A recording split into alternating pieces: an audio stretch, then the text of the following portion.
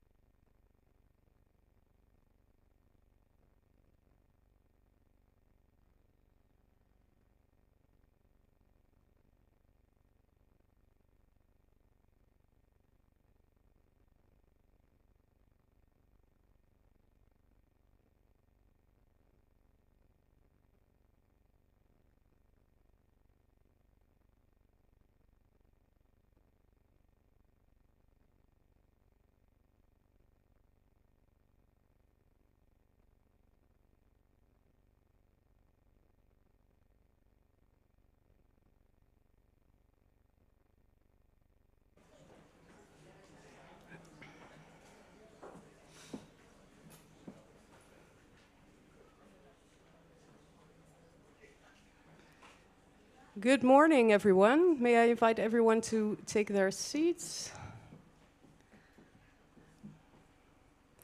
Welcome, everyone. Dear ladies and gentlemen, dear excellencies, dear audience online. I am very happy to see you all here at this event of the Dutch Council on International Affairs. My name is Susanne Kamerling, and I'm Deputy Director of the Advisory Council. It's my honor to moderate this event this morning, in which we present our report, The Netherlands, Europe, and the Global South in a Changing World Order. The program this morning will be as follows. First, we will present the main findings of our report by our chair, Bert Koenders, and the chair of the joint committee that has drafted this report, Annelies Somers. We will have some room for questions afterwards. Then secondly, we will have a panel discussion with three esteemed speakers. I will introduce them later on. And then third, of course, we have our keynote speaker who will arrive around 11, Rebecca Greenspan, Secretary General of UN Trade and Development, who will take the floor. And after that, there will be, again, time for discussion and questions. We won't have a break in between, but we will have lunch afterwards. So we can continue the conversation. It's good to mention that there's also a live stream that runs through our YouTube channel, and that will be available afterwards and remain there. So it's good to be aware of that. Then, without further ado, I would like to invite the chair of the Advisory Council, Bert Koenders, and chair of the Joint Committee, Annelies Somers, to take the floor. Please. Thank you very much, Susanne. Welcome, ladies and gentlemen. Excellencies, many ambassadors from countries of the Global South, many people who listen, hopefully, online, many of the experts that we have spoken to in many countries from the Global South, but also I'm very keen to see that there are many of the friends that have co-authored this report and to whom I'm very grateful. So thank you very much. I'm extremely honored, as I said, to welcome you at this event. We will present our advisory report, The Netherlands, Europe and the Global South in a Changing World Order. And later on, I have the honor to welcome the Secretary General of the United Nations Trade and Development Organization, Rebecca Greenspan. Ladies and gentlemen, today I want to be very clear. I want to speak about the urgent need for my own country, the Netherlands, and Europe to expand and deepen seriously its relationships with countries in the Global South. That is essential not only to respond to the obvious rise and emancipation of the Global South in all its variety, and we know it's a variety, it goes from the BRICS to Ghana, to Malawi, to Morocco, to Costa Rica, to other places, but also to pursue common interests through what is these days called effective multilateral, and if you wish, minilateral, plurilateral cooperation to ensure that urgent cooperations in areas like trade, climate change, and pandemics will continue. The report refers to the new coalitions of the willing with countries in the global south that are urgently needed, in my view, in our view, in a more hostile, unpredictable, and short-term oriented, if you wish, transactional world. A world in which we need different glasses, a new perspective, an orientation that links us to the world of countries where demography and geopolitics play a different role, and where 1989 was not the crucial year in the late 20th century, but very often the process of political and economic decolonization. The need to adopt a new perspective for our country, for Europe, to look at the world through a different lens, is essential for both the Netherlands and Europe. We must position ourselves smartly in a world that is fragmenting, where global power dynamics are still in flux, and we like to sit, obviously, at the table, but with a little bit less arrogance, and not be on the menu. This summer, a former Prime Minister of Italy, Mario Draghi, gave a speech in Rimini, Italy, in which he was gloomy about the future of Europe. And he said, and I quote, "For years the European Union believed that the economic dimension, with 450 million consumers, would itself bring geopolitical power and leverage in international trade relations. This year will be remembered as the year in which that illusion evaporated." Now, one can agree with this assessment or not. Draghi, of course, refers to the new world of politicized trade relations and the capriciousness of American leadership. But we have to dig deeper and let the facts speak for themselves, and look also for the new opportunities and need for serious and more vital and active engagement with the countries in the global south. The report we present today is also a study in itself. It's not only a traditional advice. We'll come with a lot of material around demographics, around trade, around different narratives in the world. And we have looked into the numbers also in more detail. When we say the global south is rising, what do we actually mean? Is it actually a good term? And what is happening exactly? These are the questions we've researched in more detail, and again, thanks to the authors. And let me just share a few numbers and graphs, especially for also the Dutch public, and start and let the facts speak for themselves. Starting with the demographics, figure 1. Here we see that the European share that declined from 18% in 1950 to just 7% of the world population today, while, for instance, Africa's share has doubled from 9% to 18%. The share of the global south as a whole goes up to 80%. Fact number 1. Second, figure 2. In the economic sphere, the charge and the change is even more pronounced. The collective share of the West in the global economy has declined, and of course there are definitions in the report, from 62% in 1990 to only 42% today. Asia's share has increased from less than 20% to almost 40%. Strong figures. At the same time, the African share has remained small and stable. And this points, I think, to an important caveat with the use of the term global south. It refers to an incredibly diverse set of countries, we know that, with big differences, obviously, in history, culture, politics, but also economics. Some countries remain behind.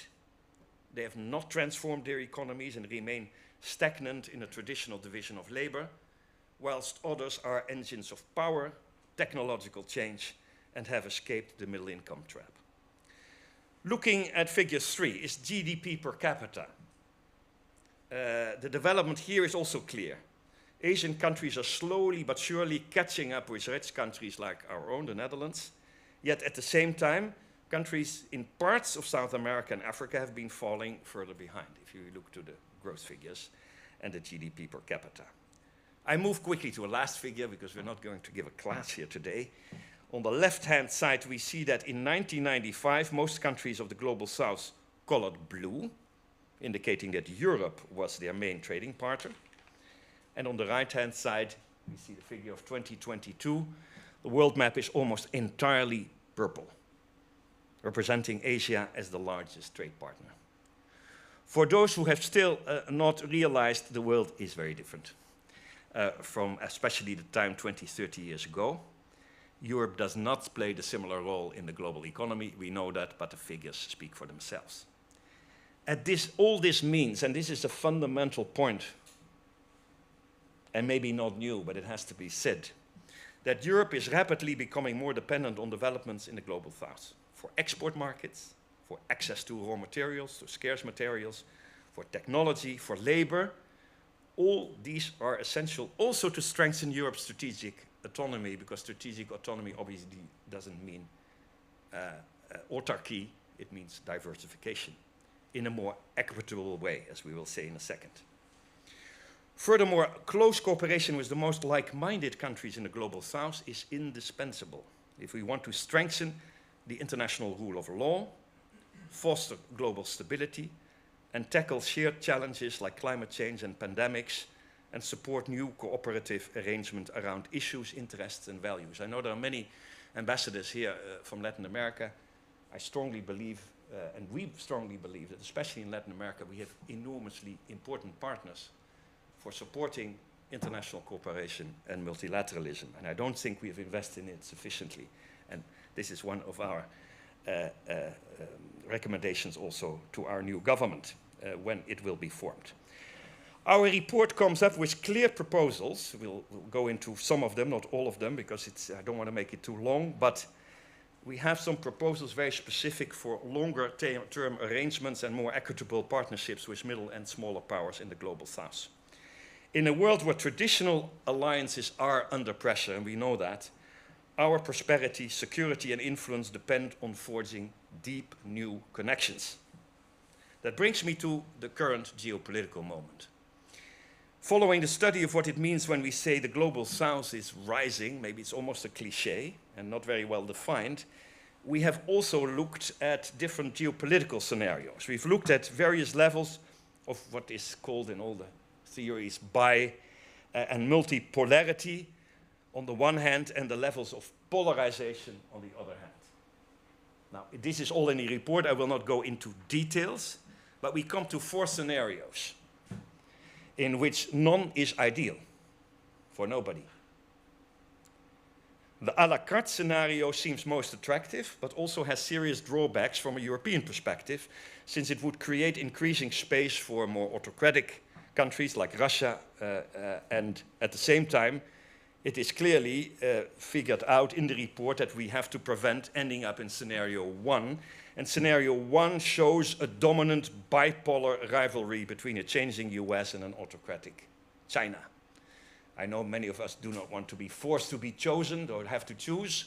We don't want to make that choice. Many countries in the world don't want to choose. Maybe it's also not necessary to choose. We don't have great models now, be it Russia or China or the US or Europe. We are in an à la carte world, but it's better to realize that and think about what the scenarios will be possible, which scenarios will be possible in the next couple of years. So what are we seeing at the moment? Russia and China have rapidly expanded their influence in the global south, including in resource-rich and fragile states. I've seen that myself in my work in the Sahel. Obviously, a lot has changed there. French, African, Russian, if you wish. But it's the same in parts of Asia and South America as well. The US, meanwhile, seems to be in retreat. I don't like the term, but I'll not go into the details, with protectionist trade measures and withdrawal from crucial agreements like the Paris Agreement and the World Health Organization, undermining the multilateral system.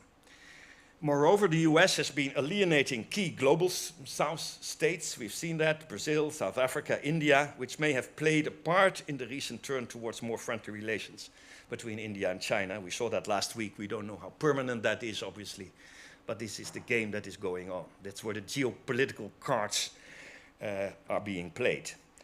Thus, we may be moving towards scenario 1, caught between the rival superpowers, and that would be bad news. Bad news for Europe, but I think also bad news for many countries in the global south. Against this backdrop, Europe and many middle powers and countries in the global south share, in our view, a long-term interest in a more multipolar world where predictability and the rule of law are strengthened and multilateral solutions thrive. And that is not impossible. Strengthened relations, however, will require a fundamental shift in our approach, in Europe's approach. Too often the global south, again in all its variety, is still viewed through the narrow lens of aid, migration or trade. And there's nothing wrong with these three, but it's outdated. Europe must approach them as equal partners, with mutual respect and shared interests in the center. It also means listening to criticism. Leaders from the global south have long been voicing criticism that the current world order fails to serve their interests adequately. Moreover, they observe double standards in the application of the values and rules that the liberal world order, or some would say the so-called liberal world order, claims to uphold. And this criticism intensified during the pandemic, when European countries proved reluctant to share vaccines or to waive patent rights. More recently, this sentiment has strengthened further in the light of the differing responses to human rights abuses in Ukraine and Gaza. We have to be consistent in the responses to violations of international law, thereby avoiding the accusation of applying double standards. Now, Europe's criticism of other countries over human rights violations or relations with Russia, while at the same time tolerating Israeli aggression in Gaza, has damaged Europe's credibility as a partner. That's not good news. Indian Foreign Minister Jaishankar struck a chord with many when he said Europe has to grow out of the mindset that its problems are the world's problems, but the world's problems are not Europe's problems. End of quote. Now, criticism of Europe from the global south may at times seem unfair as well. For instance, because many of the problems these countries experience are also linked to shortcomings in their own policies and governance, like we have in all our countries. Moreover, revisionist forces use disinformation to further stoke anti-European sentiment. While unjustified criticism must be countered, Europe must now acknowledge that at least some of it is legitimate. And that calls for a constructive attitude and willingness to embrace Southern proposals for reform that contribute to a fair, peaceful, and sustainable world. The confluence of the rise of the global south and the declining relative, I say relative, influence of Europe in the world could offer opportunities for a more equal relationship. Europe must be ready to compromise and invest, including ceding some voting power in multilateral institutions and supporting reforms that expand capital access for infrastructure and climate adaptation in the global south. Without tangible progress on such reforms, the multilateral system will lose legitimacy, while alternatives like BRICS would gain further appeal. At the same time, the current geopolitical context leaves little room for sweeping reforms. It's not a Bretton Woods moment, so to speak. I wish it was, but it isn't. The Netherlands should therefore pursue pragmatic coalitions on issues such as tax evasion, debt, capital market access, while also honoring climate and development finance commitments. Because as shown, the global south is very diverse. Alongside emerging powerhouses are fragile states, particularly in Africa, but also elsewhere, struggling with poverty and weak governance. Europe must strengthen at the same time ties with major emerging economies, but not at the cost of neglecting poorer regions, whose instability also affects Europe through security and migration. Minilateral cooperation in flexible coalitions, it sounds good, but we really could do it if we work on it. For example, working with emerging Asian economies to support ICT and manufacturing in poorer states can be an effective way of cooperation in the current geopolitical moment. There are quite a few examples in the report. Within the European Union, I also mention it because of the time, there's much more to be said about it. I've worked very many years in the European Union. We looked at our experts. It's still an important player. And it can be very constructive in my view. But stronger coordination is vital. We have to look at the existential problem we have, of course, in the Ukraine and in our territory, but not without looking at what is key: cooperation among DGs of the Commission between member states and with the private sector. Without more effective private sector engagement, initiatives like the Global Gateway risk irrelevance. Such initiatives need to be geared towards effective support to Southern ambitions for value addition and industrialization with more job creation. After all, we go to similar transitions in the world, be it on labor, AI, be it on conflict, be it on climate. Finally, robust partnerships depend on knowledge and networks.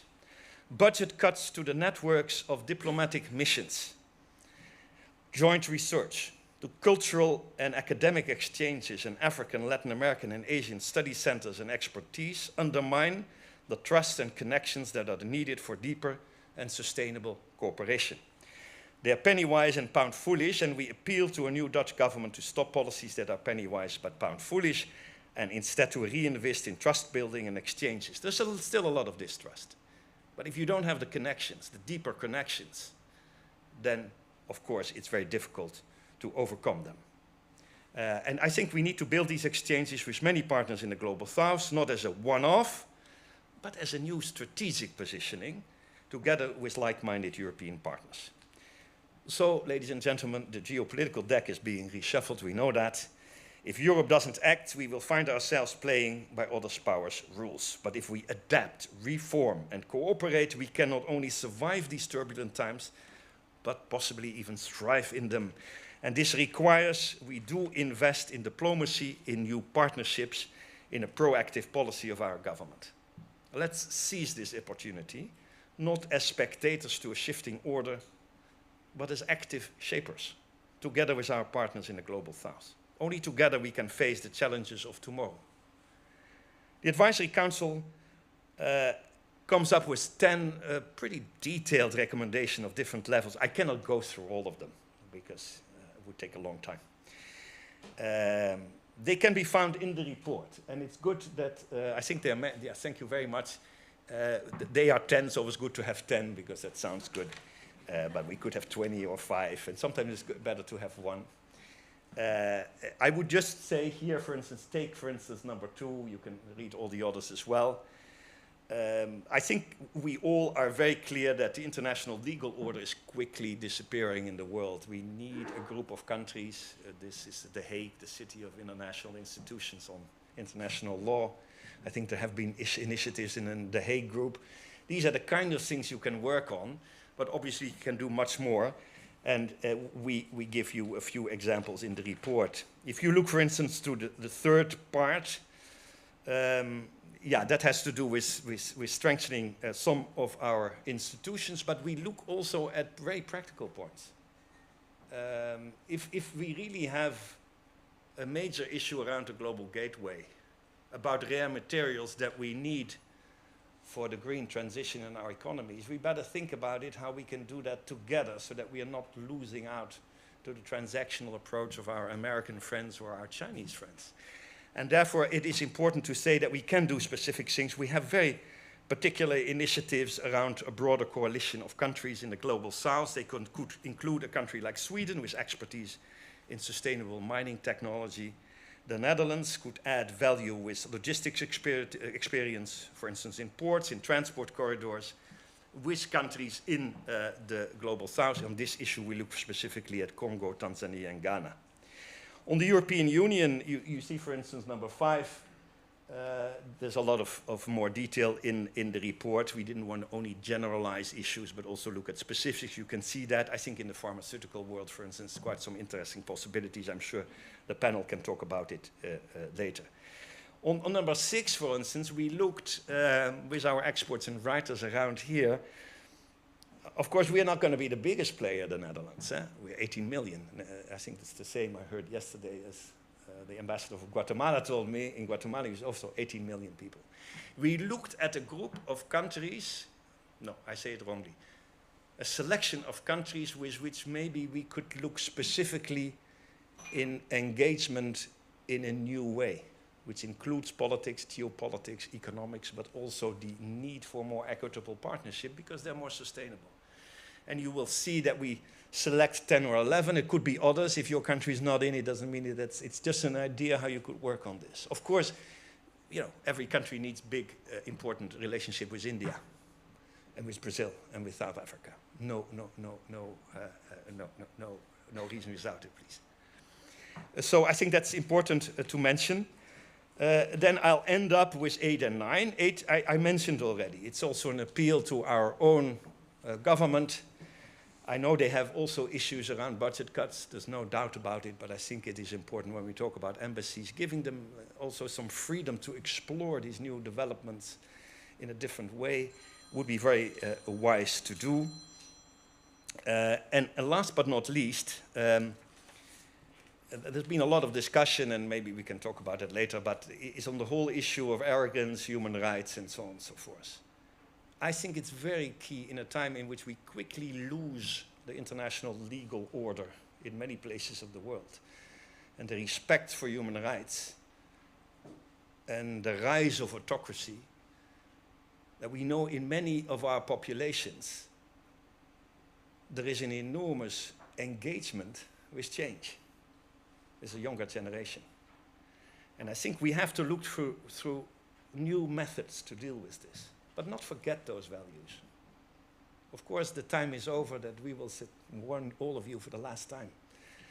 And it will exactly decide what human rights in a country are. We are ourselves vulnerable on these issues. But I think it is important that around a world in which these things in terms of values, morality, but also predictability and international interests are important, that we pursue that, and we have some proposals on that. Ladies and gentlemen, thank you very much. I would like to give the floor to my colleague, Professor Zomers, who I should give all the praise to, because she has been leading the author group of this group, and I wanted to give her the floor also to show how we actually prepared this report and her own points of view. Thank you very much. Professor.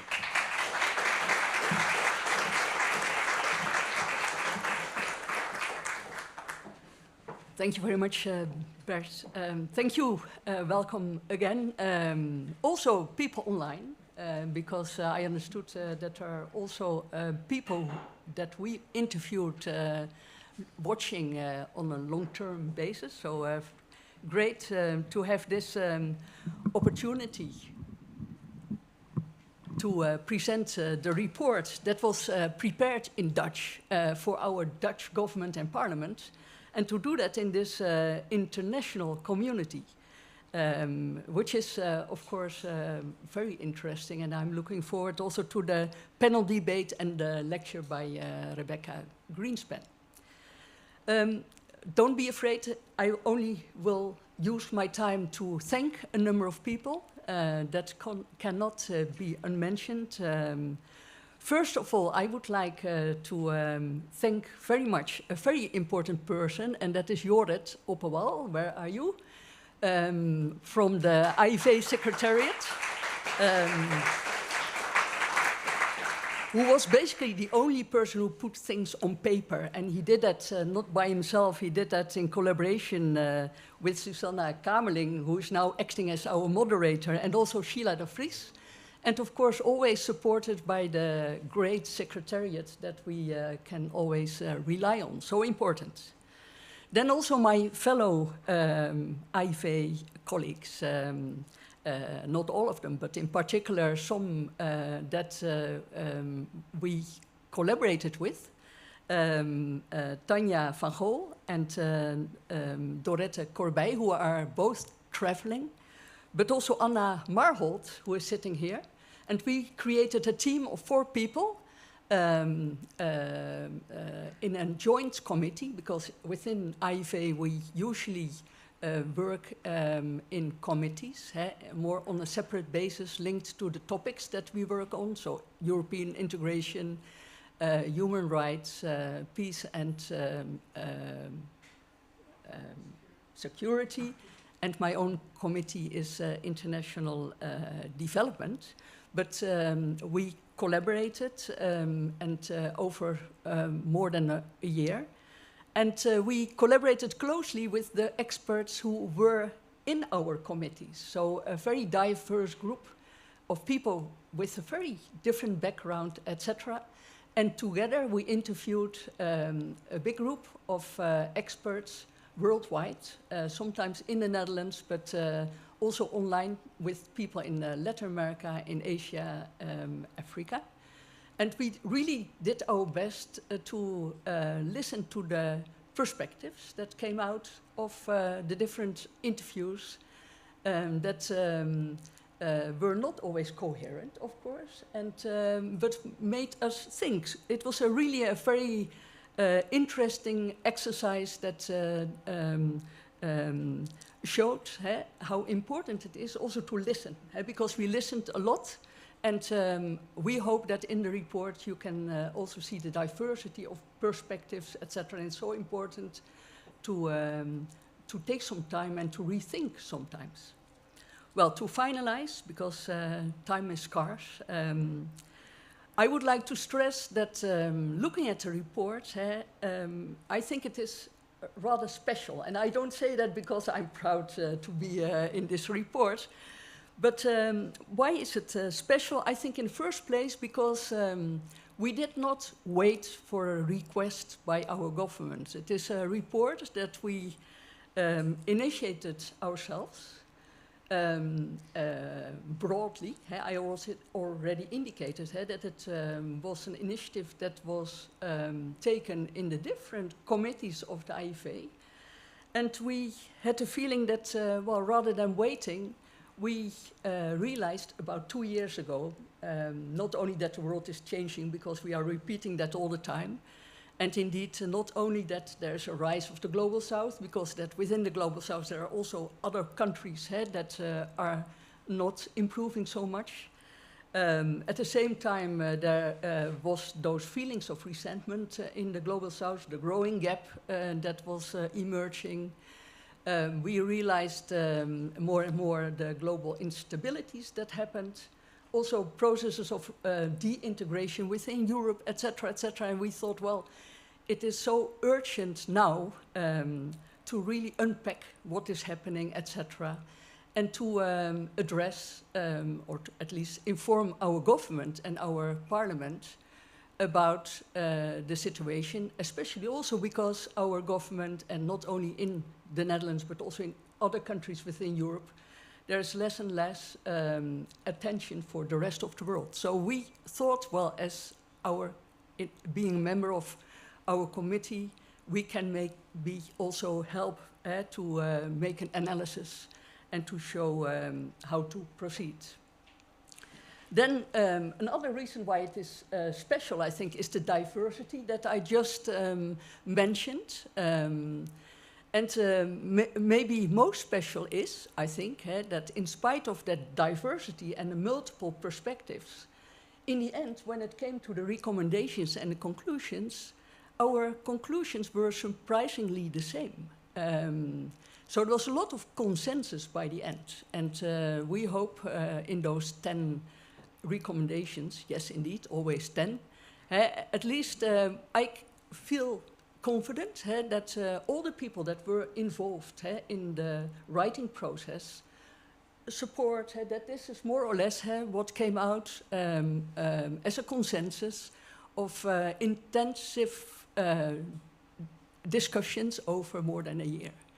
And of course, it is still the beginning of the process, but it is special that in spite of the diversity, it is not so difficult to come with clear conclusions. And finally, final reason why I think it's a special report is about the timing.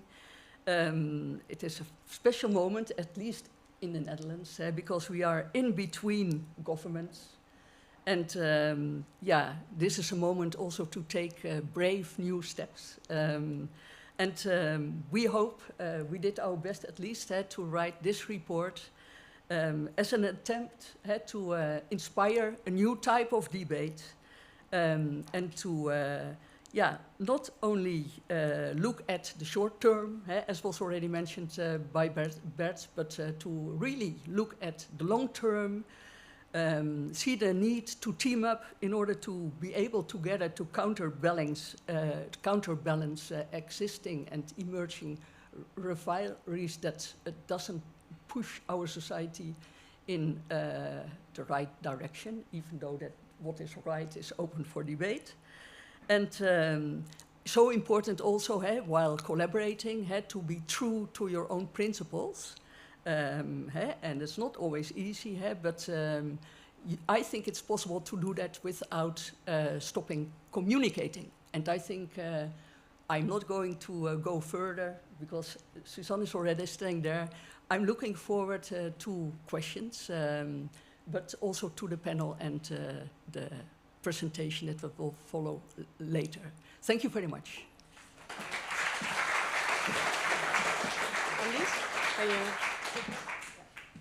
Okay, thank you very much. I will open the floor for questions. Please state your name and position, and please keep it brief. And the question ends with a question mark. Can I give the floor to someone? Yes.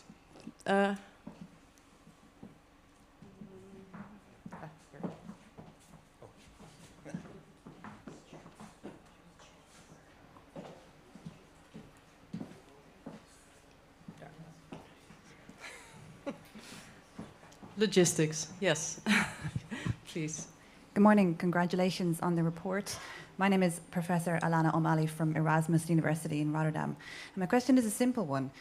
Given your third recommendation to reform multilateral institutions, are you going to recommend that the Netherlands supports a charter review conference for the UN, which is one of the proposals for UN 80 being discussed in New York this week? We didn't mention it in the report. But thank you, Professor. We actually colleagues at the university. Great you're there. Give a big applause to the UN Under Secretary General. She's just coming, Mrs. Griesbach.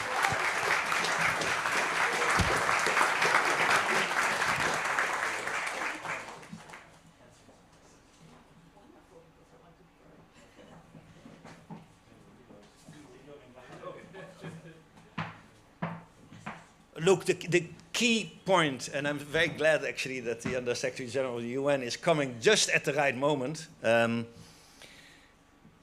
My fear, our fear is obviously, and you know that better than anybody else, that the functioning of our international multilateral institutions lose effectiveness for many reasons, but one of the key ones, because many don't see it as legitimate at the moment, that is not a fair representation. And obviously we do proposals in the report for countries in Africa. I mean, there's an endless discussion on UN reform. Basic problem, I can only, as a former minister, support your suggestion. I hope the Dutch government will do this. We have to move forward.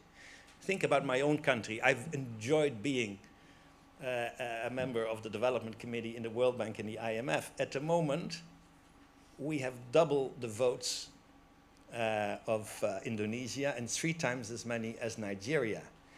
In the end, that's not sustainable. And you see, therefore, that countries are looking for different things when it comes to the international financial, monetary, and trade system.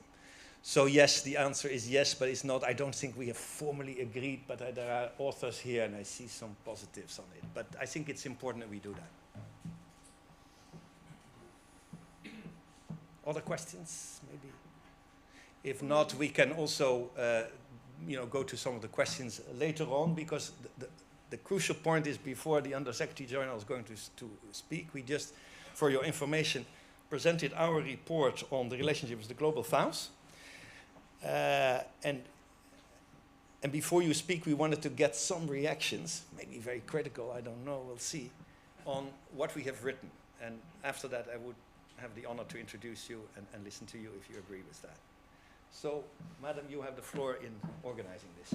Yes, thank you. I would like to invite the 3 speakers then. First, Stephen Colette, who is the Deputy Director of International Affairs at the Ministry of Foreign Affairs. Second, Claire Hallewas, who is Managing Director of the Global Initiative at the Technical University of Delft. And third, Matthijs Rende, who is Deputy Director of the Netherlands Africa Business Council. And I would like to start with Stephen Colette. Thank you. Thank you. Is it okay if I stand here, sit here? Well, good morning, everyone, Excellencies, ladies and gentlemen.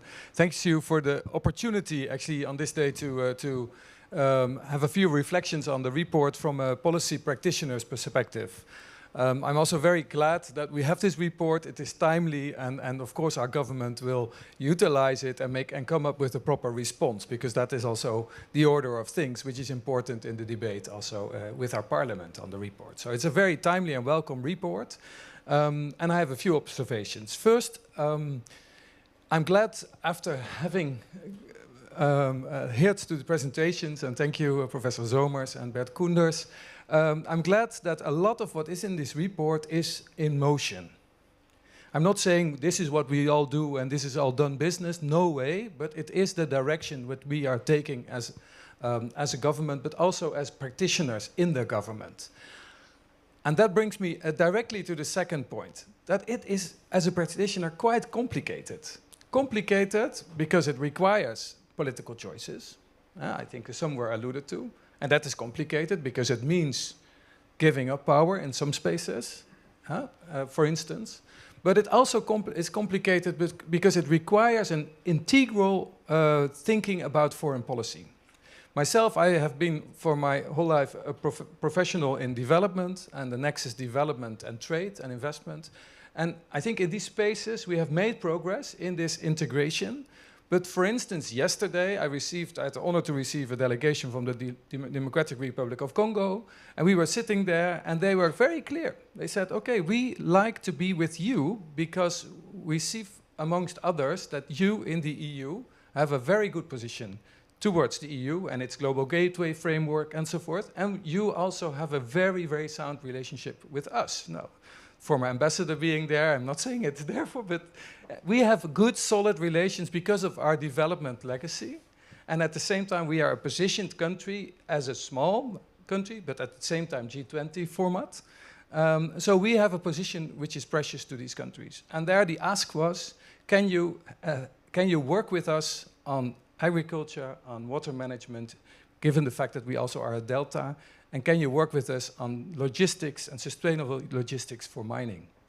And these asks and these reach out for partnerships are, I think, an excellent example of what we need to be doing according to the report. At the same time, to make that an integral offer at all levels, strategic, tactical and operational, is a challenge for us. Because it means moving fast. It means being able to execute. It means being able to connect different partners. It means giving up the idea that as a government we are the centerpiece. No, we are one of the partners. So we have to make that patchwork work in order to move fast, because there's, as Bert Koenders has alluded to, different other geopolitical, I would say, friends or partners around, which can move maybe even faster than we can. So I think making that work, that integral policy making, is the gist. Now, we work on that in the ministry by putting our partners and our countries center stage. We have this Africa policy, and this Africa policy has a clear direction in terms of mutual interest, the mentalities of the policy, and we try now to put, after a quite technical period of development, put counterparts and partnerships center stage. And for that, we, I think, are well positioned now. We're putting out a number of strategies with countries, we're consulting with these countries, and we're trying to put in practice what is put on the plate here, including all the dilemmas and trade-offs. I want to end 1 minute, if I may, and that is with a challenge which we all share, I think. And that is the challenge that we have, and we discuss it with our Youth Advisory Council we have with youth from the different partners in Africa and the Middle East. They feel not included. The lived experience of many people, and it was alluded to by Professor Zomers, of many young people in this world, they don't feel included in the system which we have built together. So how do we do this? Because we have government to government, we also have civil society, we created a system of development and international cooperation, but many people feel left out of that system. And there's dilemmas there in how we get along and how we then make the trade-offs work. So how do we make a system of a social contract between government and society, both at our end and at the end of our partners, part of this partnership? I think there's a challenge still which we need to unpack. I want to leave it here. Thank you very much. Very much. I would suggest to move on to the second speaker and the third speaker, and then have room for questions. So please, Claire, follow us.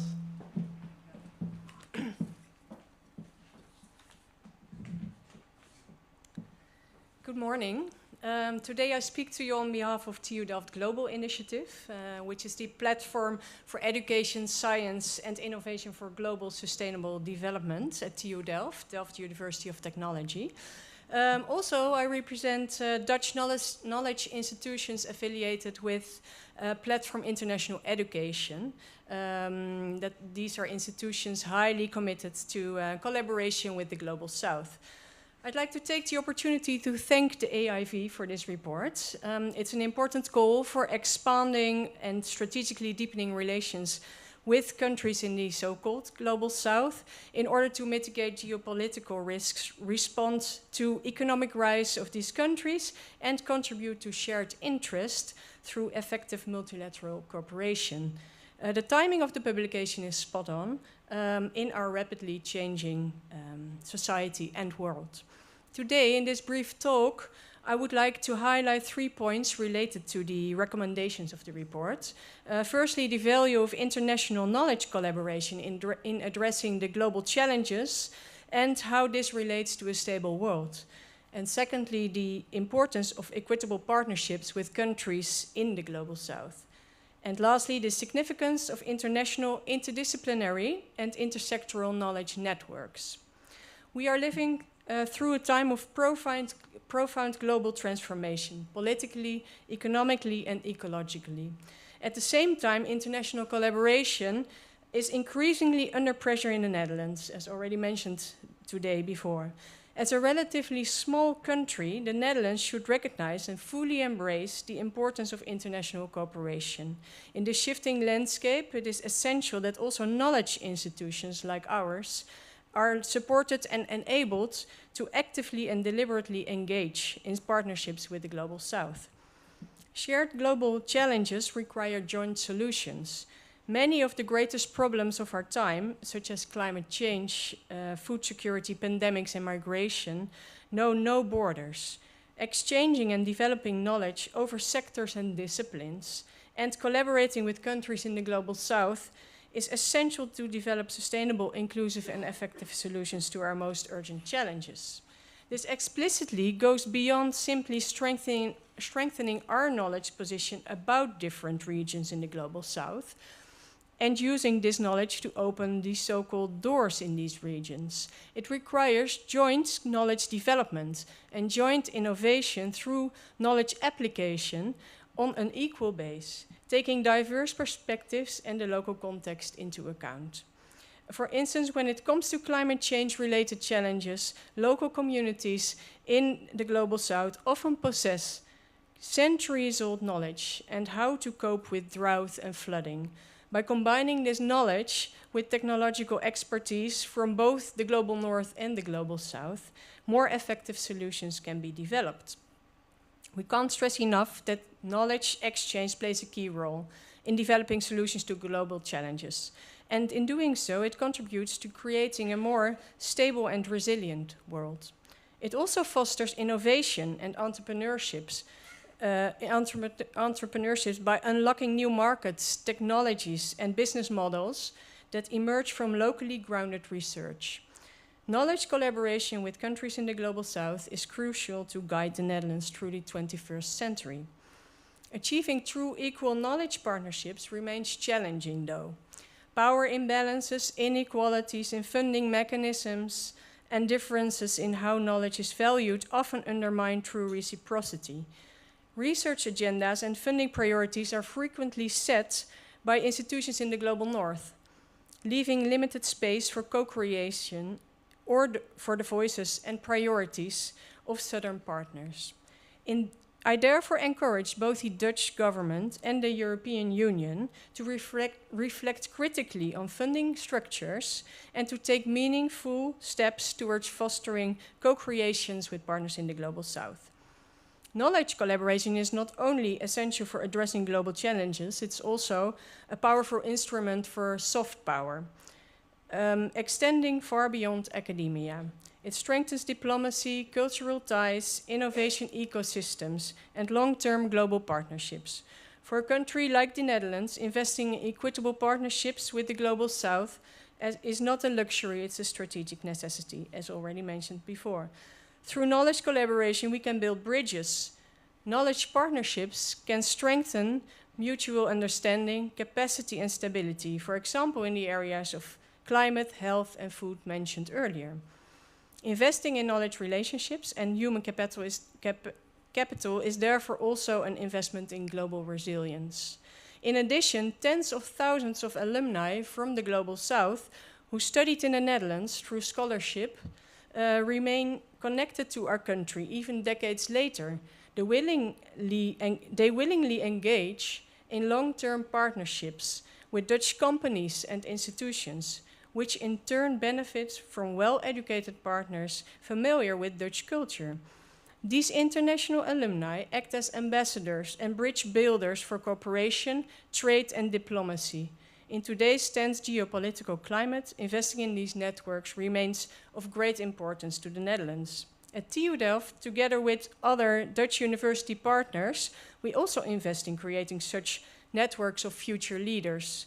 The GROW program, supported by the EU, for example, is an international, interdisciplinary and intersectoral PhD program in which African researchers work in the Netherlands on global challenges related to the African continent and in co-creation with our African partners. 50 PhDs are now being trained to work in this triple I approach and are embedding research in local realities and global relevance. They will translate knowledge into policy, practice, and entrepreneurship. This talented community of academics and non-academics is already bridging the Netherlands with many African countries. To conclude, in a changing global order, knowledge collaboration with the Global South is not merely a moral or developmental choice, it's a strategic necessity. Now it's time to act, integrate knowledge and expertise in Dutch foreign policy, and ensure that appropriate funding mechanisms, robust knowledge networks, and a strong triple I approach are in place. The Netherlands stands at the crossroads. If we are serious about maintaining our position as an innovative, knowledge-driven society, we must fully commit to building genuine, equitable partnerships that reflect the realities of today's interconnected world. Thank you.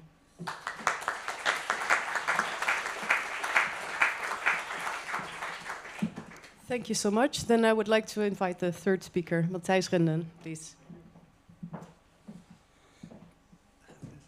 So good morning, my name is Matthijs Render, working for the Netherlands African Business Council. We are a network organization with about 200 members, Dutch companies doing business in Africa, existing for 79 years, next year 80 years, so started in 1946. And it's with a big pleasure that I read this report. I think there are many points that we also see on a daily basis where we think, okay, that's really needed. Let's make the next steps. There are a few points that I thought it's interesting to mention here. So myself, I've been working, I started my internship in Burkina Faso, so if you're speaking about the alumni, that's also something that if I didn't start in Ouagadougou, then maybe I didn't have this job at NAPC, so I think that's really important. Also for the next steps in, for example, the Orange Knowledge Program that we had in the past, to continue with it. It's important that we continue with the knowledge transfer. We are well known for it. If you're in Ethiopia, there are more people who know about Wageningen than The Hague, if you're speaking about agriculture at least. So I think that's really an important point, and something that in Africa you often see that people know us out of this part. So I've also been working in the last years in the Sahel, in Mali, Burkina, Niger, in making linkages between the Dutch companies and also the companies locally. And we have done that for a long time. And at this moment, it's not so easy to do business there. But if you look back, for example, 20 years ago, it was maybe easier to do business in Burkina Faso than in Côte d'Ivoire. So things also might change. And we still see that with a long-term relation that we have, that you have many Dutch companies who are active there. And we do have an added value. So not everyone is aware that the Netherlands, with a new variety of onion seeds that you can produce in the rainy season, does make an impact in Niger in an entire sector. And I know that if it's a fragile state, we have a different approach than, for example, the combi tracks that we have for countries like Ghana or Kenya. But if you look to the needs of the local companies, I do see still added value in working in these countries. And I think it's important that we continue with it, because it's not directly that in 3 years' times you can make KPIs with the actual results, but on the long term, it's important to do it. One other point that I found important is about the EU Global Gateway and some rules and regulations. I think the Netherlands in general, if you look to how we work with the EU, we are a bit behind other countries. So it's difficult for Dutch companies, also for myself, to have a good understanding of what the EU Global Gateway is actually doing. There's quite a lot of money, but people in Africa don't understand it. The governments do not really understand it, and it's also really, it's quite bureaucratic also to fulfill with it. So you have tenders that are really complex for Dutch companies to have a good understanding. But at the same time, you also have EU-Africa Business Fora. There are other things, but you do see more people from Germany or France making use of it. We are really behind it. But at the same time, I think it's not so easy to solve. It's not directly that I can say to a Dutch company, I recommend you to go there, because also for us it's difficult to have a good view. But I think we need to make next steps there, because it's important also for our relations with our neighbors. So also to work together with the Germans or with Sweden or other countries. So that's one point that I wanted to mention. Then we also spoke about the equal partnerships. It's also something that I think, we have to make next steps. And ABC often works with African governments and African embassies. So we had incoming delegations based on the demand of, for example, the government of Angola. So we work together with them, and we often see a bit of a difference in what is important for them, but it's also in terms of regulations. So one point that I wanted to mention, I also mentioned it once at VNO-NCW, that's about the EU DR regulations. If you look to it, the consequences of it, then really we have to think, what are we actually doing? This is very much pushing to companies, you should do this and you should do that, and not demand-based. And I think the results of it are negative for both sides at this moment on certain teams. So the EU deforestation regulations, to be more concrete, it's for everywhere. But if, just as an example, if you're producing coffee in Ethiopia and you're a small farmer, you don't have a negative effect on the deforestation in general. It's really limited. The same for cardamom in Tanzania or vanilla in Madagascar. It's really limited. But to fulfill the certification requirements as a small farmer, to have a smartphone with the GPS data to show you where the beans are coming from, that is really, it has a negative effect for the farmers, because they have to make the decision if I invested it, because they fulfill the requirements, but they have to show it. So you need a certification. What are the costs of the certification? What are the results of it? What does a cooperative do? And then it's difficult to compete, for example, with larger productions in, for example, Brazil or Colombia or Indonesia in these things. And I think there, the risk is that they say, okay, this is too complicated, too expensive, and the coffee will continue, but it goes to the Middle East or to South Korea or Japan or whatever, but it really harms how they see how they see Europe.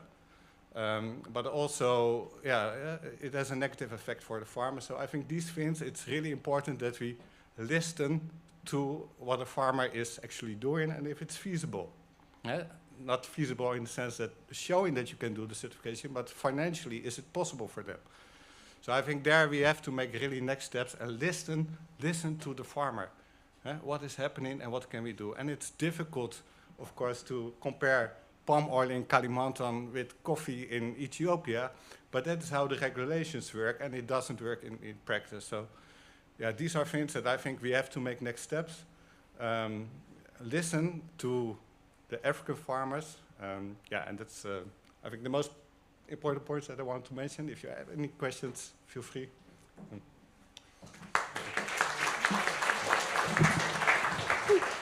Thank you very much. Because of the time, I will have just one or two questions from the audience. If not, we of course want to have as much time as possible for Secretary General. Okay, then I would like to invite the chair to introduce Ms. Greenspan, Secretary General of the UN Trade and Development. Thank you very much.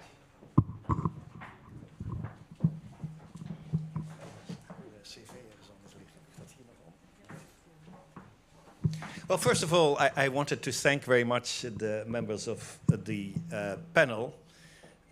Madam Undersecretary General, we presented the report this morning, and it's macro, and it's meso, and it's micro. You know all these issues better than anybody else. But the idea for us was to advise our government within its role also in the European Union and the United Nations. And when we present these reports, although they deal with many different recommendations, we want to make sure actually that it's not just an advice to the government, whatever important it is, but we talk to our business sectors, our civil society, the government. Thank you very much for reacting to this at this stage on where we are and what we could do next. But our message was really a paradigm shift for the Netherlands and Europe. And I'm specifically honored that you want to be with us here today, and I thank also Ambassador Beckers to having arranged this for us. I have a very long CV of you, and I know you don't like that we read all this, I was instructed, so I won't, but Mrs. Greenspan has a great career in her own country, Costa Rica, where she was vice president, has had different ministerial portfolios, and was a leading agent of change in the country of Costa Rica. So, first of all, I think that's important. You know what governance is. You know how difficult it is. Also, Costa Rica now goes through a lot of transitions. You know, these enormous tensions that our governments have at the moment of dealing with a very hostile world, where people and countries are more alone. But more important, you have been an enormous leader at the United Nations. And I could go through the whole arena of things, but here we have a leader that worked, I think, in really making important work for Latin America in the United Nations Development Program. You had the leadership there in UNDP. But I think it's, again, important that we set UNCTAD here on the map in the Netherlands. It was for many years pretty much on the map. We even had a former colleague of mine, former Minister of Development Cooperation, was Deputy Secretary General of UNCTAD, Jan Pronk. And we have a great admiration for the organization. It has a long history since many, many years of, at that time, I think it was called still the emancipation of the developing countries and trade and development and their integration.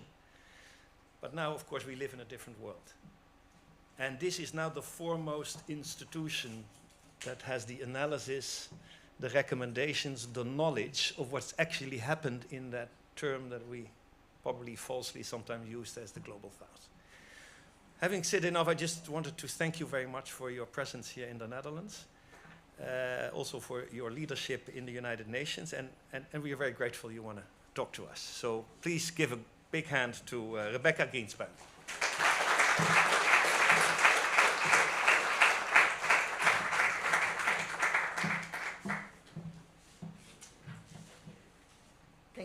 Thank you so much. It's really, no? Okay. Do I have to do this? No? Yes. Yeah, you know, I come from Costa Rica. We are smaller. No, thank you so much for that introduction. I feel humbled. And thank you for the panel, for a wonderful panel. I will take some of the issues that were raised also there.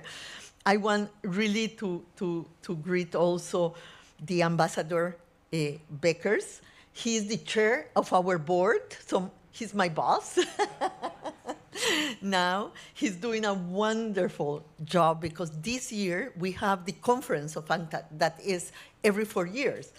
UNCTAD is a conference, I was saying today in the morning in the parliament that UNCTAD is the most universal organization of the UN. We have 195 members in UNCTAD.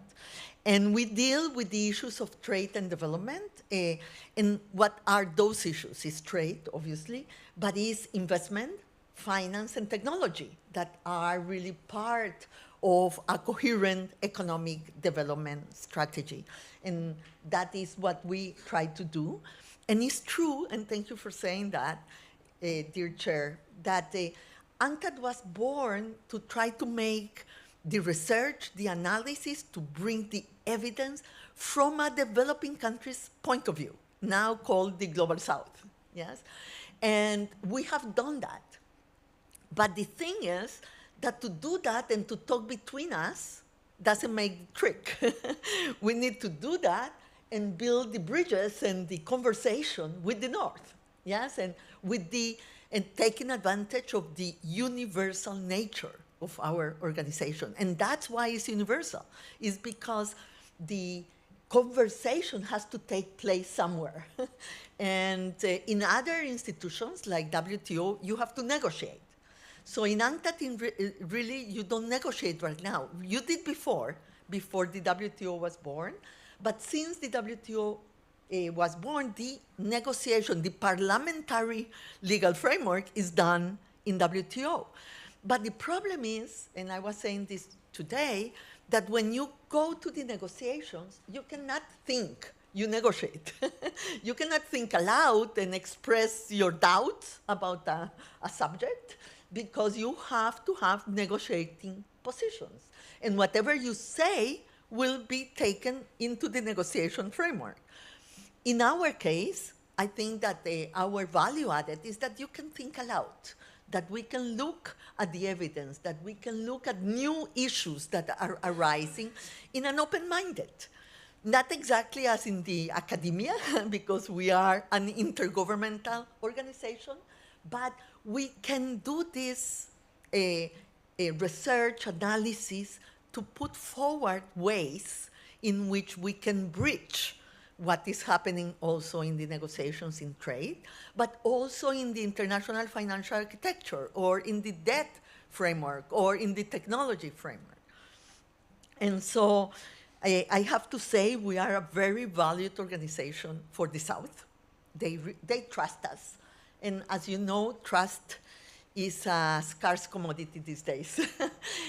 Part of what I think I have set as one of our objectives is to build trust again in the international dialogue with respect to these issues. Yes, that has been broken for a long time.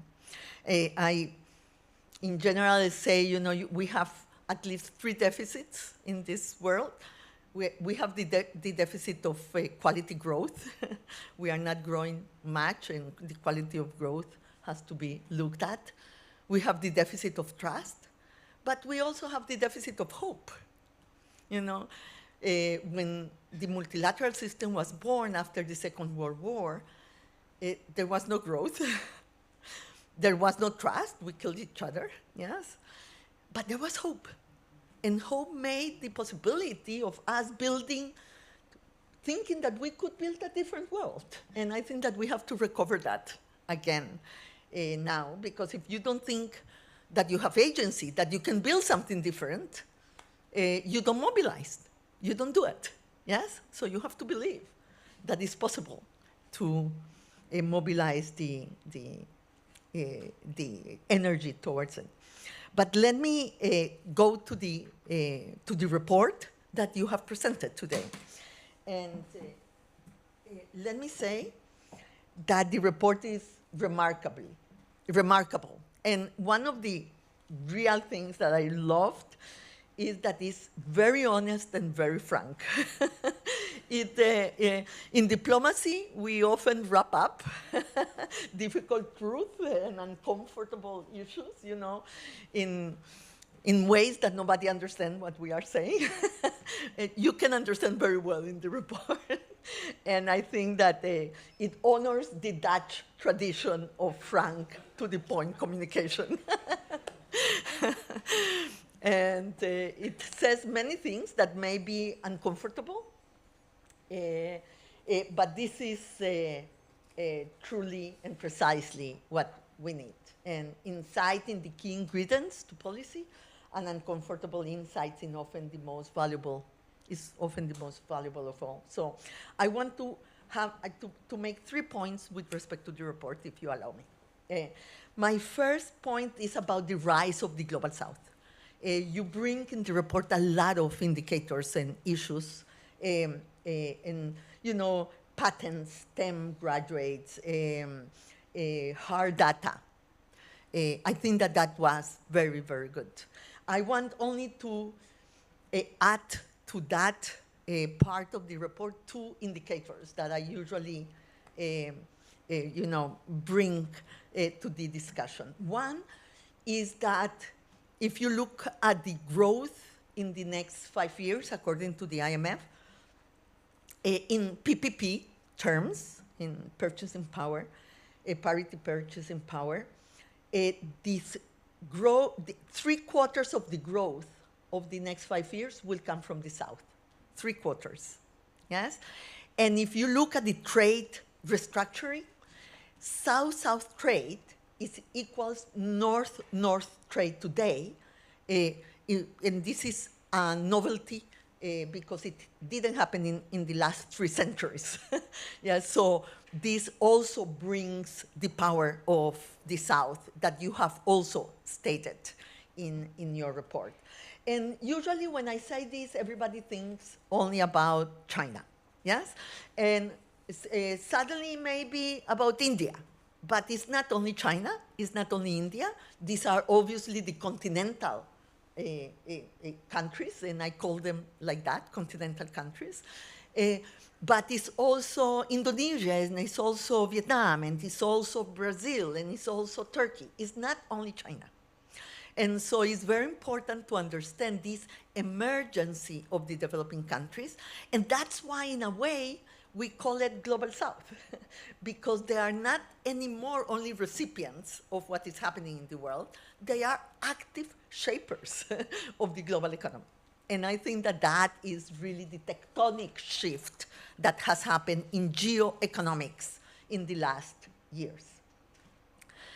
Also, the report presents scenarios, 2 kinds, 4 scenarios, very interesting, I have to say. 2 kinds of bipolarity, and 2 kinds of multipolarity.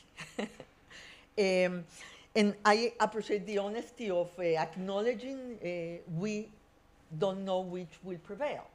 I usually say here that we are in an interregnum, in a transition period.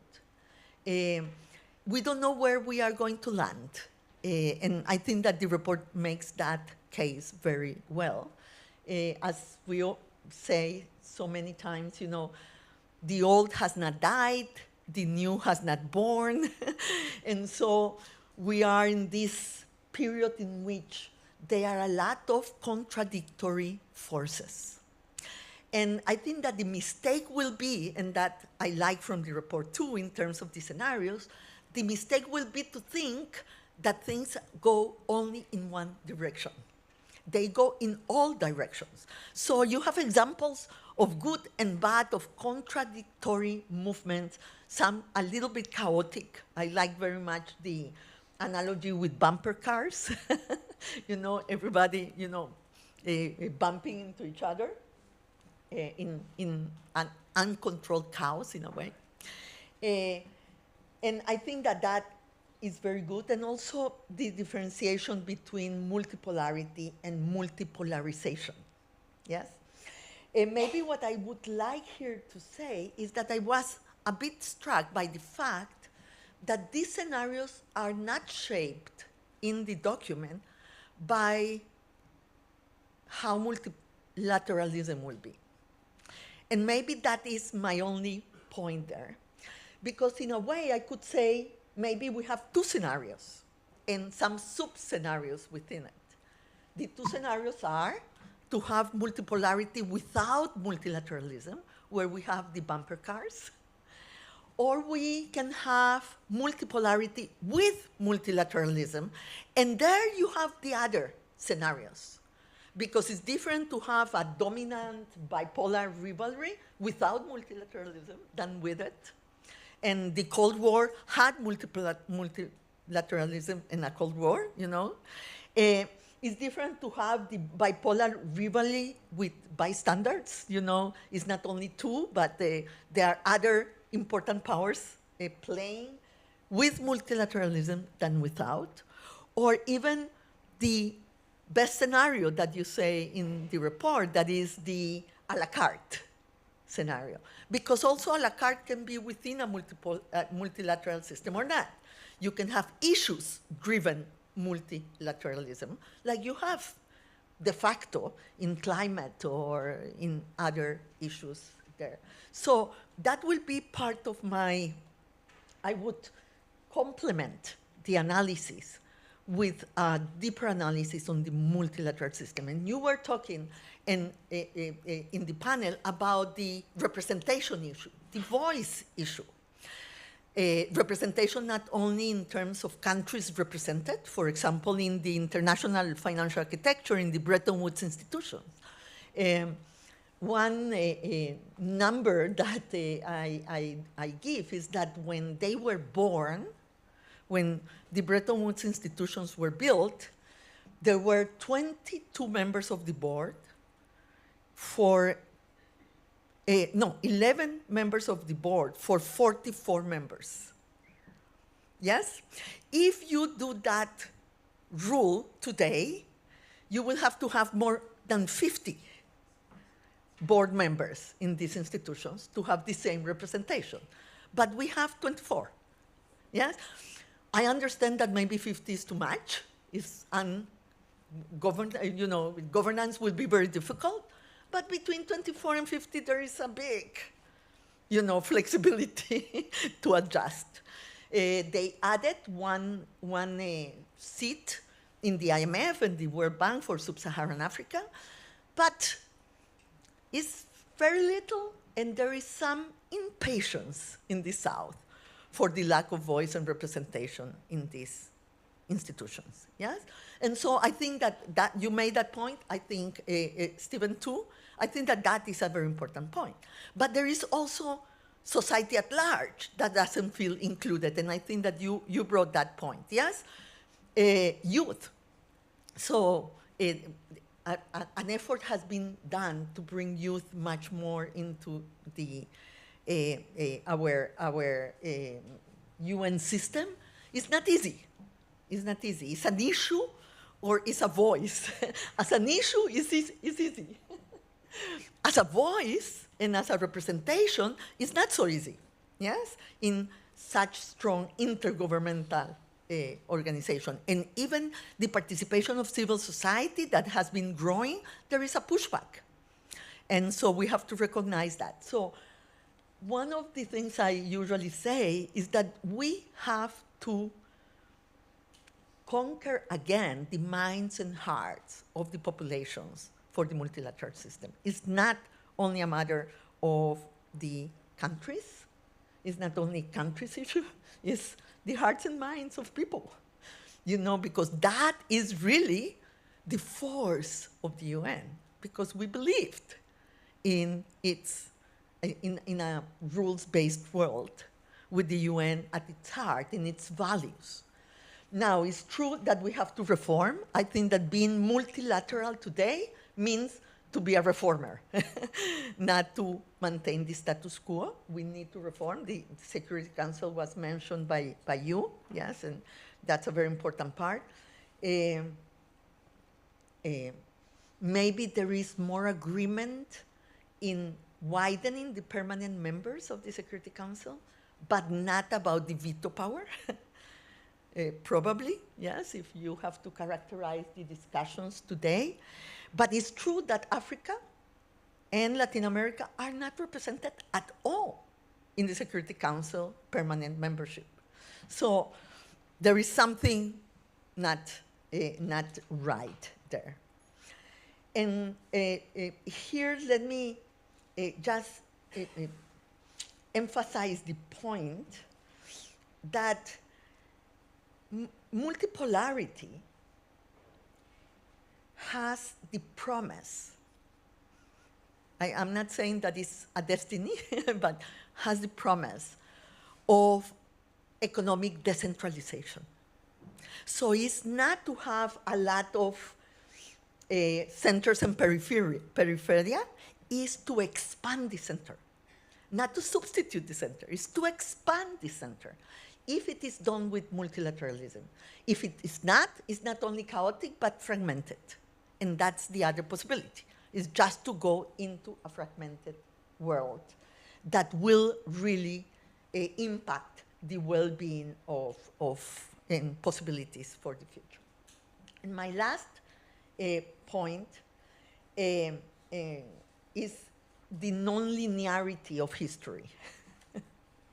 Yes, because I go to so many places where people are almost sure of what will happen. And I don't think that in the 20th century, when you read some of the analysis in the turn of the century of what were going to be the main issues of the 20th century, they were all wrong. Nothing that happened in the 20th century, mirror in the bad and in the good, especially in the bad, mirror what was said at the turn of the century. And so we cannot make that mistake. Yes, we need to look at the possibilities, because if not, there is no agency. Yes? And I think that, and I want to bring here some of the amazing things that are happening in the world. One of them is the renewable energy revolution. It's a huge revolution. And if you look at what happened in the last year, I have here the number that we added 585 gigawatts of renewable capacity in the world. 92% of all new energy installed was renewable. This is huge. It's a huge revolution. And this is not incremental change. This is really a complete change in civilization. And Adam Tooze had a piece on this, and I think that he is very, very right. So the potential leapfrogging for the South is amazing. It's amazing. And will change geoeconomics completely. So let me finish in this point with my country. I come from Costa Rica. We were very, very poor. There were three things that made my country successful. Three things that were done where nobody thought it could be done. We implemented education free and compulsory for girls and boys in 1870, being a very poor country, yes? So doing the things right, even when you are poor, is an important lesson. Second, we abolished the army in my country. I am not saying you have to abolish the army, but that was important for us, yes? And so we dedicated our resources to health and education. Yeah? But the third thing we did in these 1970s was to protect our territory for sustainable development. We protected in the 70s 25% of Costa Rica's territory. And now we have more than 30%. But we did that also when we were poor. So we thought that we could transform the country based in the main things that we considered were development, imperatives at that time. And so I am saying this because nobody would have thought Costa Rica will be the highest human developed country in the continent. There were other continents, countries that are much more advanced than us at that point. No linearity, again, yes. And here, when we see the emergence of the South, I can give you also the numbers of India and other countries. So why that was possible? In Costa Rica, it brought structural transformation. We stopped being commodity dependent, and we diversified our productive structure. And we entered trade. Trade was key to our possibility of diversification, yes? And that's my problem today. If trade is not previsible, how do you say in English? If uncertainty is there, that's the highest tariff that we can put on trade. Because when you don't know the rules, you don't invest, and you hold up. As one CEO said, sit and wait, yes? sit and wait is terrible for us. So previsibility is one of the main things we need to achieve for countries to be able to diversify. But the second is investment. And investment is not coming to the most vulnerable countries. So we need the international financial system to work. We need the multilateral system, the multilateral development banks, to crowd in private investment, to bring risk lower, and to make the infrastructure investments that we need in the developing world, in the global south, possible. It's not only about aid. There are many countries that need aid for capacity building, for regulatory frameworks, for many things. But the main point is financing development. What most of the countries, if you will ask the countries in the FFD4, in the conference, what they wanted is the international system to work for them. And if we can do that, I am sure we can build a multipolar world with multilateralism and be much more successful. Thank you.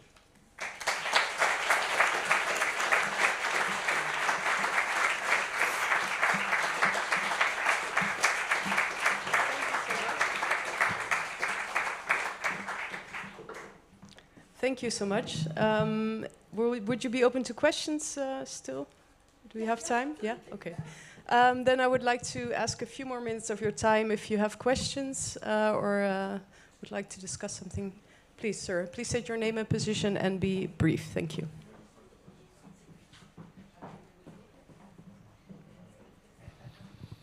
Yes, thank you very much. My name is San Bilal from ECDPM. Thank you for the very uplifting also speech. I mean, while I share a lot of your, your hopes on multilateralism, there's a word that has not been mentioned this morning is plurilateralism. And I'm wondering how much we can put our hopes on only multilateralism, where we have, in fact, geostrategic and geopolitical rivalries in a fragmented world, and where some of the friends of multilateralism seems to become today the enemies and withdrawing from the multilateralism very actively. So if you have perhaps some thoughts on the perspectives of moving forward with plurilateralism. This is, no, it's okay. Let me say that I believe in networking multilateralism.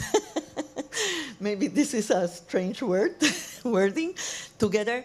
For example, I would say G7, G20, yes, BRICS, even the economic trade forums like ASEAN or what is the AU and the African Free Trade Area. I believe that all of this can be part of a multilateral system. My problem is when those work against the multilateral framework. But that's not necessarily, that doesn't have to be so. We have been participating very actively, for example, in the G20. I believe that the G20 has a role to play. I don't think that we have to see it in the UN as against the UN.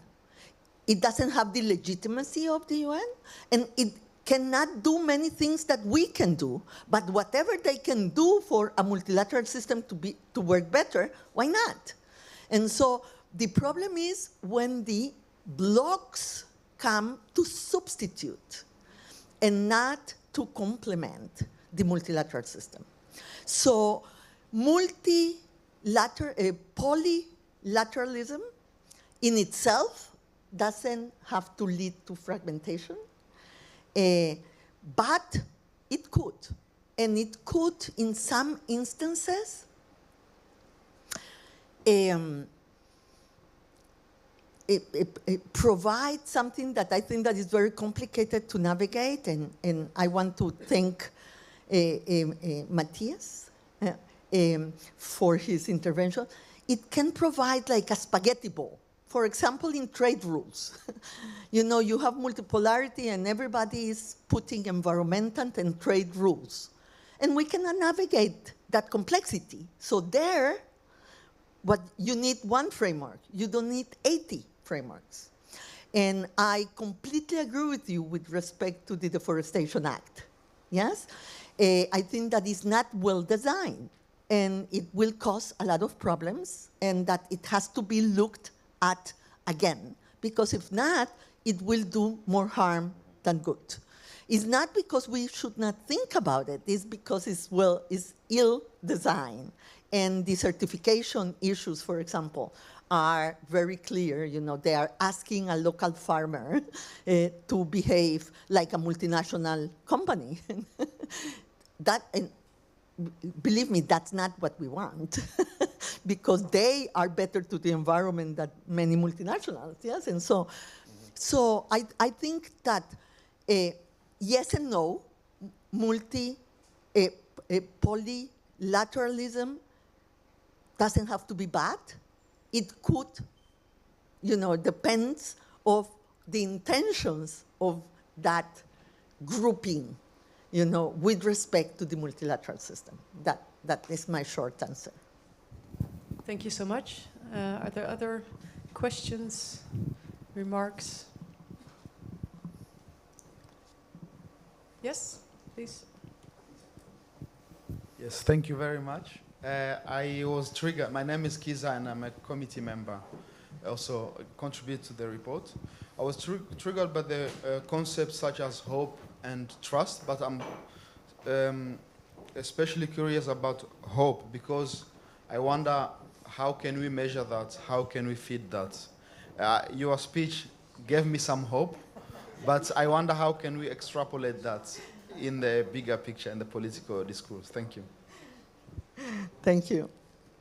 Well, you know, we are in a very difficult moment. I think that we cannot avoid saying that, yes? And in the multilateral system, as you know, we are in a reforming and restructuring and cutting exercise, even in the UN, yes? But at the same time that it's difficult to get to consensus, we have been able to approve the Pandemic Treaty. We have been able to approve the ocean, in the ocean conference, the ocean agenda. We have been able to agree on FFD4, even if it's voted, but only 2 countries, you know, refrained from it. So my point to you is there are a lot of things happening that suddenly are overshadowed because we really follow one agenda item. And maybe that's a problem. You know, it sucks all the attention, you know, and then we lose sight of the other things that are happening. I really believe that the tariff issue and some of the things that the US is saying with respect to the trade system, we have been saying it for a long time. So I think that reform is inevitable, and we have to hear very carefully what are the reasons for some of the things we are looking at. And I think that you were saying, you know, for example, the exchange with the students allow you to understand better, to hear better. I think that that's essential. And we also have to hear from those that we consider today outliers with respect to the system. There are reasons that we have to address. Maybe the difference with us is that we have been a voice for the reform of the trade system for a long time, but we want a system. And maybe that is what will, you know, define the scenarios. If you want the reform, if you want to address the problem, but you want to have a system, or we will end up without a system that is a different scenario. So I embrace reform, and I embrace change. From the South, we have been arguing that we need reform in the international system, in the Bretton Woods institutions, in the trade system, in the financial system, in the technology transfer. So I cannot come today and say, oh, no, what we have to defend is the status quo. No, it's not the status quo, but it's the possibility to agree on a system that will be inclusive of all of us. And that will be difficult, but I really don't think that it will be impossible. I think that we can do it. And the voice of the Netherlands is an important voice. You are an open country. And you are also in Europe. You are an important voice in Europe. And, you know, you need the balance, a pillar always. Because if not, everything goes to the extremes. There is no center to go to. Yes? We need a center. And I think that you have to play that role. Any other questions? Yes, in the back.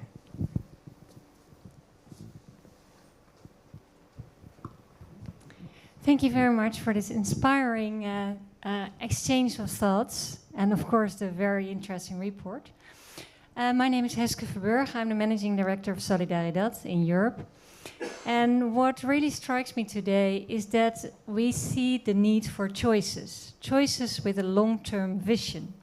It's reflected in the report. It's clearly reflected in your story as well, and Ms. Greenspan. We need to make choices which might not be popular at the short term, but are needed based on a long-term vision. So here's my question. How do we make sure that, the politicians, the people who are in power at the moment make those choices right now, instead of making other choices or no choices at all? Thank you. Why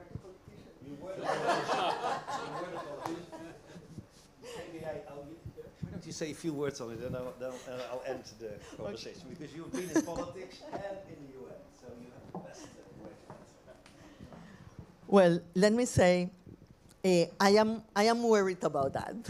It's true, because I feel in this world of tweets, the long term doesn't exist. Yes, and the incentives for the long term are weakening. In my time, you know, we had the parties. The parties were the voice of the long term, but they are not anymore, because the party system have been losing that, and everything goes so fast. Yes, that how, using a very used to phrase, how to make that politics will look not at the next election, but at the next generation. Even in the private sector is a challenge, yes? Also in the private sector, you have the public companies. You know, they are more worried about the trading of the shares today than at the building of the company later on. So we economists were completely wrong about the incentives. We have to think about the incentives for the long term. And my inspiration comes from society, from organized society. Because I think that parents will worry about the education of their kids, not because they have a government today, but for the whole life of their children, yes? And so they will have a long-term view, because civil society will think about the well-being of society beyond government, and so they can organize towards it. So in a way, I think that the voice for the long term will have from the citizenship.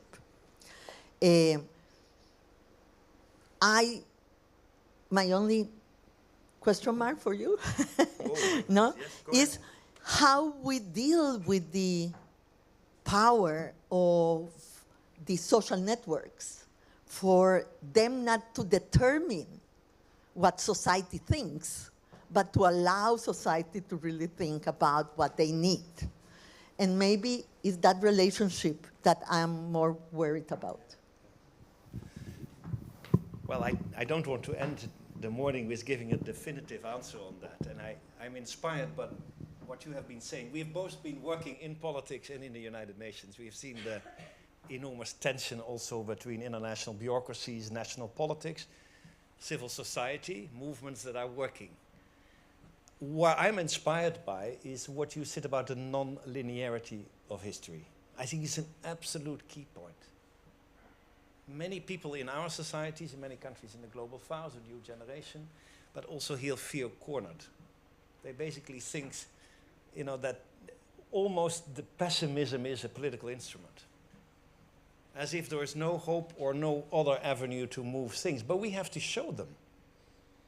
And if we leave it to those who are the opportunists, who see the rest of the world only as a risk and not an opportunity, then we're quickly lost.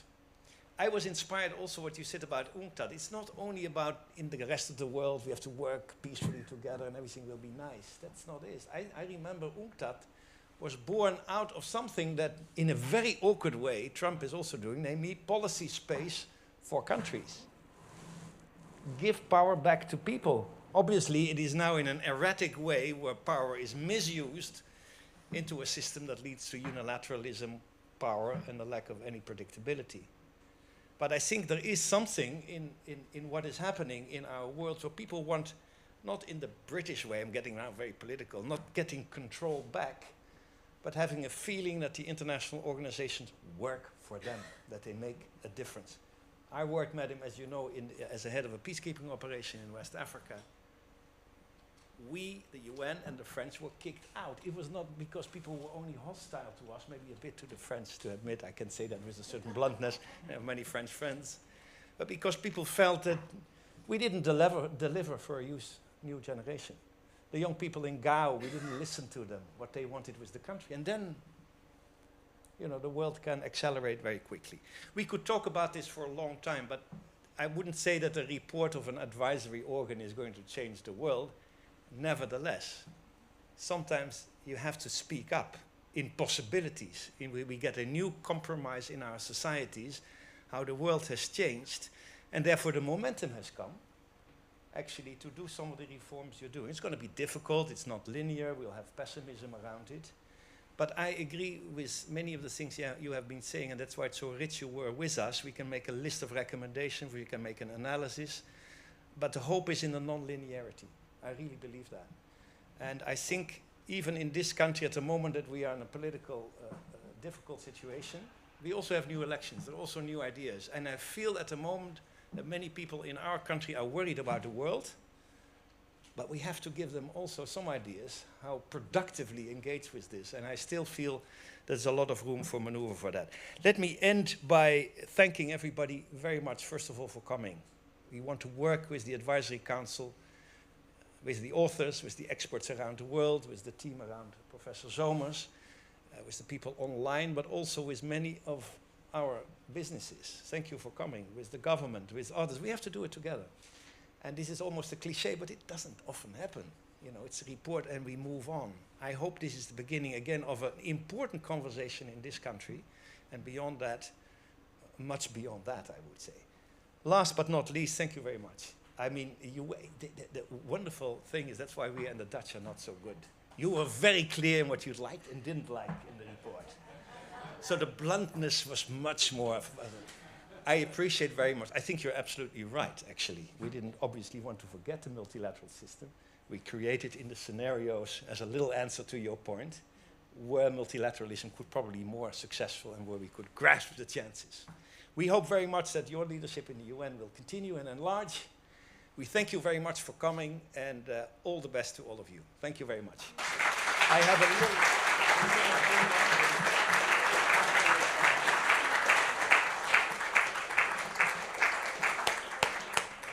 And please join us for lunch. Lunch will be served downstairs in the hallway, so we can continue the conversation there. Thank you.